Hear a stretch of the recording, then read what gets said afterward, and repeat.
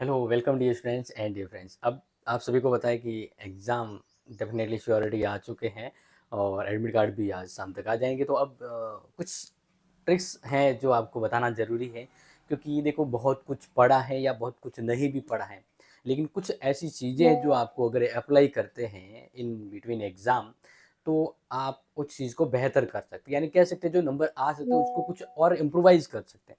तो मेरी ओर से लास्ट टाइम में इसी तरह की हेल्पफुल अपडेट आपको दी जाती है। वैसे मैराथन क्लास जो चल रही है वो तो ज़रूर देखें, क्योंकि यहाँ पर कहने का मतलब सोने पे सुहागा हो जाए, यानी आप जो कर रहे हैं मेहनत उसको थोड़ा-सा और बेहतर करने की कोशिश की जाए तो नंबर बेहतर आ सकते हैं। तो इसके लिए क्या किया जा सकता है? तो हम यहाँ पर बात करने वाले हैं कि परीक्षा में स्पेशली कॉलेज एग्ज़ाम जो होता है तो उसमें अच्छे मार्क्स कैसे लाए जा सके, उसी को लेकर एक आइडिया जो है यहाँ पर आपको दे रहा हूँ। क्योंकि देखो सबसे पहले तो आपके दिमाग में तो यही होगा, क्या होगा आपके दिमाग में? आपके दिमाग में ये सवाल आएगा कि हाँ, ये करना चाहिए। तो ये सब चीज़ इम्पोर्टेंट होता है। क्या?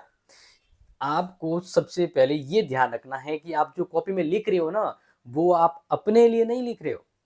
वो आप किसी को बताने के लिए लिख रहे हो, ताकि वो आगे वाला सरप्राइज़ हो जाए, या आगे वाला आपकी कॉपी देखकर एक्साइटमेंट हो जाए, या आगे वाला आपकी कॉपी देखकर है वो इस तरह से प्रसन्न हो जाए कि हाँ, ये कॉपी बढ़िया है, वो आपको पूरे चेक भी करेगा और नंबर भी देगा।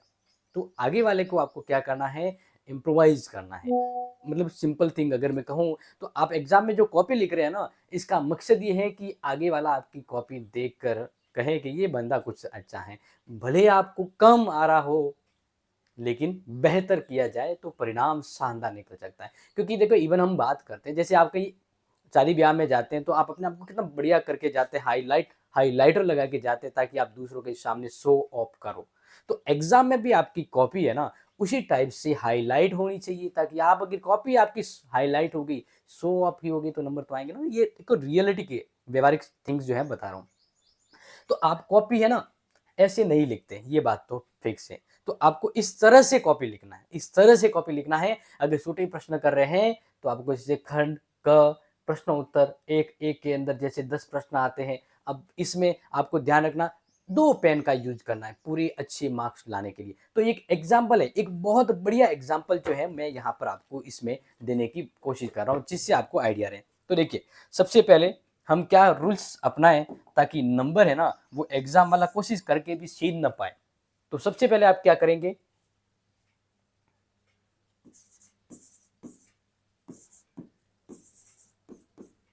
परीक्षा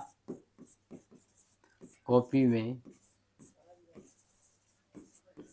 खंड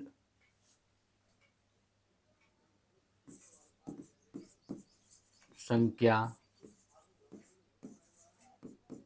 रेखांकित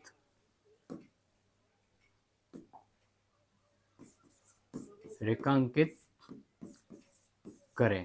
यानी मान लीजिए अगर आपका पेपर 2 खंडों में आ रहा है, तो पहले जब आप पेपर शुरू कर रहे हैं, तो इस तरह से मान लीजिए एक पेपर है, ठीक है ना? तो यहाँ पर आपको लिखना है खंड अ या क जो भी है, नीचे अंडरलाइन करना है, ब्लैक पेन से लिखिए। फिर इसके बाद प्रश्न का उत्तर करना है, जैसे कोई भी एक उदाहरण ले सकते हैं। मान लीजिए कि एक हिंदी का प्रश्न लेते हैं कि माननीय खेत की राजधानी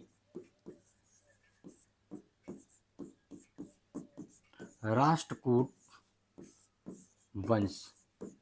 ठीक है, अब ये कैसे करेंगे? खंड अ, अब खंड अ में जैसे आप पहला प्रश्न है, पहले प्रश्न का जो पहला होता है तो इस प्रकार से आप लिखें तो समझ में रहेगा। यहाँ आप क्या लिखेंगे? उत्तर।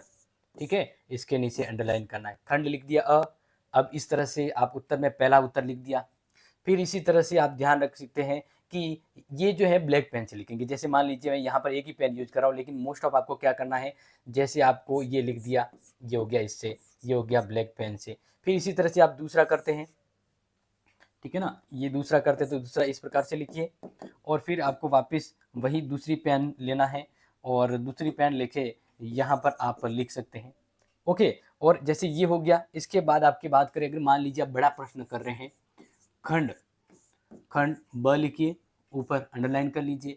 अब यहाँ से जब आप प्रश्न करते हैं तो ध्यान रखना है, यहाँ पर आपको मैं बता दूँ कि 2 पेन यूज़ करें, 2 पेन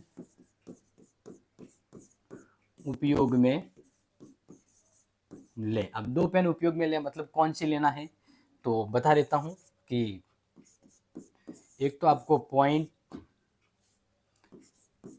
एन अंडरलाइन, पॉइंट और अंडरलाइन के लिए आप ब्लैक पेन यूज करें। कौन सा यूज करें?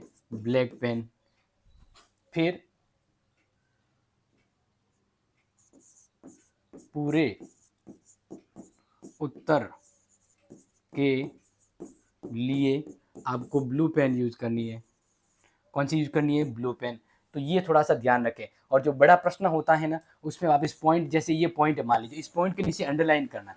ब्लैक पॉइंट पेन से लिखा, अंडरलाइन कर दिया, और फिर इस प्रकार से लिखेंगे। कैसे? देखो अभी मैंने क्या बताया आपको। देखो ये छोटा प्रश्न, बड़ा प्रश्न होता है तो इस प्रकार से खंड द्वितीय प्रश्न संख्या 1 इस प्रकार से आप लिख सकते हैं। इस प्रकार से बहुत ही शानदार परिणाम है ना, वो निकल के आता है। बहुत ही शानदार परिणाम, जैसे बड़ा प्रश्न कर रहे हैं आप, ठीक है ना, तो फिर आपको क्या करना है, जैसे खंड हो गया, फिर आपको यहाँ लिखना है इकाई 2। इकाई 2 अंडरलाइन कर दिया, फिर यहाँ से आपको लिखना है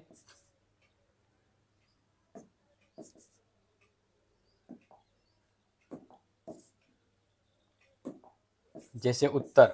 मैं एक ही पेन यहाँ पे देख रहा हूँ, आप दोनों करना है उत्तर। अब कौन सा जैसे कर रहे हैं, यहाँ पर आप मान लीजिए 5वां प्रश्न कर रहे हैं, 5वां उत्तर। इस प्रकार से फिर आप उस 5वें प्रश्न को करें और इकाई को मेंशन करना है। देखो ये ध्यान रखना, अगर आपको पहला प्रश्न नहीं आ रहा है, दूसरा तो दूसरा कर सकते हैं, जरूरी नहीं सीरियल, लेकिन वो मेंशन करना है। तो एक सबसे जरूरी है कॉपी में कैसे लिखना, क्योंकि ये मैटर करता है। ठीक है, तो ये तो आपको मैंने समझा दिया। ओके, इसके अलावा आप और क्या कर सकते हैं? इसके अलावा आपको ध्यान रखना है, यहाँ पर तो सबसे जरूरी है वो है परीक्षा का समय व शब्द सीमा। कहने का मतलब आपका एग्जाम जैसे जनरली अगर बात करें तो 3 घंटे का होता है। कितने घंटे का होता है? 3 घंटे का होता है। अब इन 3 घंटों में आपको पूरा पेपर करना है। तो इस पूरे पेपर को करना है तो आपको क्या करना है, हर एक जो प्रश्न होता है ना, उसकी शब्द सीमा होती है। अगर आप छोटे प्रश्न जो है जिसको 50 शब्द में लिखना है, बड़े प्रश्न जो हैं जिसको आपको 500 शब्दों में लिखना है, तो अगर आप छोटे प्रश्न को 50 की जगह 150 शब्दों में अगर लिख देते हो तो इससे क्या होगा, इससे आपका नंबर तो 2 ही मिलने वाला था उसका उत्तर का, लेकिन आपने 150 में करके आपने टाइम वेस्ट कर दिया। और ये यहाँ टाइम वेस्ट किया मतलब अब आप 500 वाले शब्दों में 500 शब्द नहीं लिख पाओगे, जो बड़ा नंबर था तो कटेगा नंबर।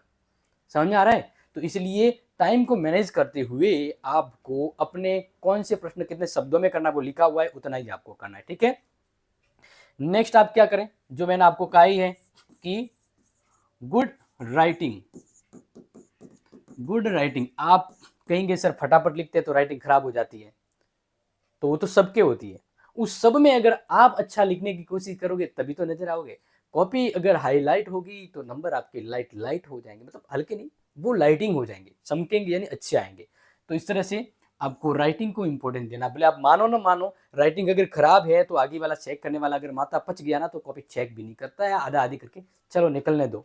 सिंपल सी बात है, क्योंकि कहीं ना कहीं थोड़ा सा एग्जाम मिला भी नो, तो अगर कॉपी बहुत सारी चेक कर रहे हैं, इतनी कॉपी, और कुछ कॉपी में राइटिंग अच्छा नहीं है तो वो इतना अच्छा लिखा हुआ भी चेक नहीं होता। सिंपल सी बात है, देखो मानवीय स्थिति एक प्रकृति की विशेषता बता, इसलिए जितना हो सके स्पीड तो करना ही है मेंटेन, लेकिन राइटिंग भी करना है। ठीक है, इसके अलावा मैंने आपको क्या कहा था कि बड़े प्रश्न जब करें, प्रश्न अगर है बड़े, तो आप उस प्रश्नों के उत्तर जब लिखें तो नोट कर लेना, पॉइंट मेंशन करें,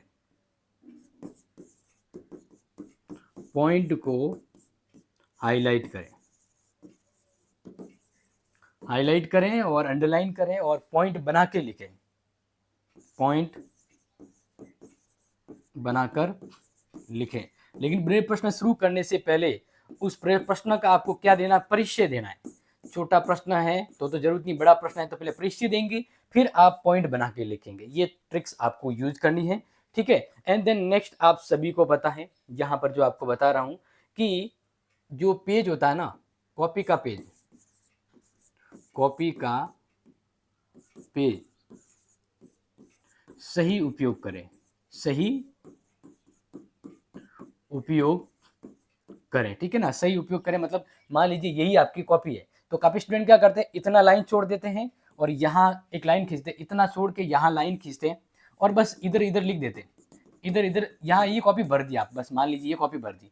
अब ये अगर इतना छोड़ो, इतना छोड़ के फिर इतने में लिखोगे और मैं तो कॉपी भर के आ गया, तो एग्ज़ाम कॉपी चेक करने वाला कहेगा ये खुद तो मूर्ख है ही लेकिन हमें भी मूर्ख बना रहा है, कॉपी को वेस्ट कर रहा है, तो नंबर काट देंगे।